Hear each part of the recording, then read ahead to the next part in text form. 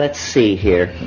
I think what we have to do is think in terms of the exhaustion of our own cultural forms.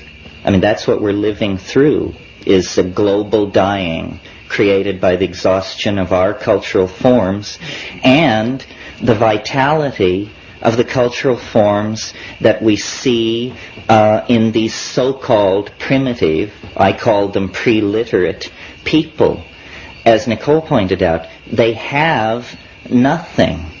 But what they seem to have that we cannot seem to get a grip on is a kind of dynamic equilibrium with their environment and peace of mind in the felt experience of the moment. These are the two things we don't have. As a society, we cannot seem to make peace with nature. As human beings, as individuals, it's very hard for us to be at peace with ourselves. I mean, I consider my own life the search for peace of mind. Forget enlightenment, forget shunyata, all this stuff. Just a little peace of mind would be a tremendous boon as far as I can see. So I really think that there's a confluence here of themes and possibilities. It has this richly plotted texture that always lets you know that you're in the presence of a higher order of things. It's that the shamans whom we admire, who we idealize, are seen to be at the center of this environment, the warm jungle, the tropics, the warm tropics, that we find it necessary to destroy. So it's a perfect image of us being at war not only with ourselves, but with nature itself. And, you've heard all about how the Amazon and the Congo Basin in eastern Indonesia are all being cleared and lumbered and turned into cattle ranches. This is a tragedy, obviously. We understand and can perceive the dynamics of that. But how to make sense of a situation where, as the World Bank and the IMF attempt to halt this kind of destruction, on the other side of the coin, the United States State Department and the DEA and these agencies propose and are planning to carry out the defoliation of the Waijaga Basin. So there's a schizophrenia here that is not academic. I mean, are we trying to get the patient well, or are we pulling the plugs one by one? We seem to be acting in both dimensions simultaneously. And I think it's because we have not in this culture awakened to the depth of the crisis that surrounds us. There's a lot of kind of self-congratulatory backslapping going around these days over the fact that communists everywhere are in hot water and have to admit that they did it wrong. And this gives a lot of satisfaction to people who feel that that means we did it right. We didn't do it right. They did it wrong and now admit they did it wrong. We do it wrong and have yet to even raise the possibility of turning away from what we are doing. The internal contradictions of Marxism were based on a false definition of what people are. People do not respond to central planning, hortatory propaganda, and stereotyping. Neither do people respond to an ethos of self-denial or a view of human beings that denies the fact that we have certain itches which must be scratched. So, I think that the collapse of Marxism is only the collapse of the outer edge of the societal and civilizing assumptions that we have made. After all, Marxism is nothing more than the millenarian retread of Christian millenarianism. And so is modern science, yet another secular retread of Christian millenarianism. So our culture is in trouble. Not trouble. We are at a terminal crisis, a bifurcation that it can only go one of two ways.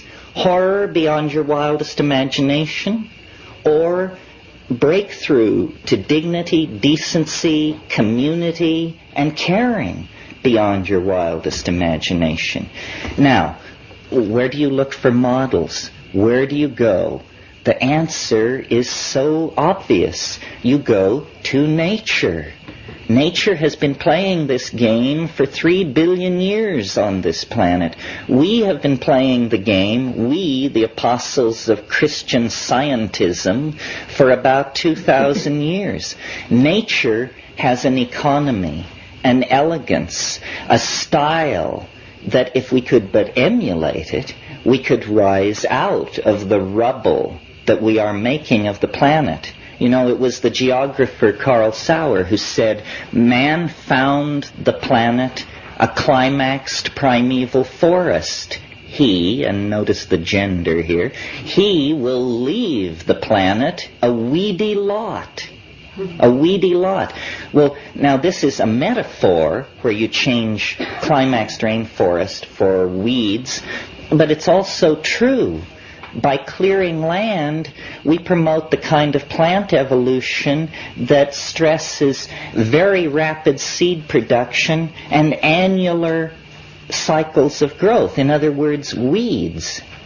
And this tendency to find perfection and then to leave rubble in our wake has haunted us for the past 3,000 or 4,000 years of our history. Now, with the ozone shield disappearing, with acid rain falling on the earth that can melt blocks of marble, with the CO2 levels rising, with the levels of strontium and chlorofluorocarbons, and you know the litany, we have now one last chance to fish or cut bait.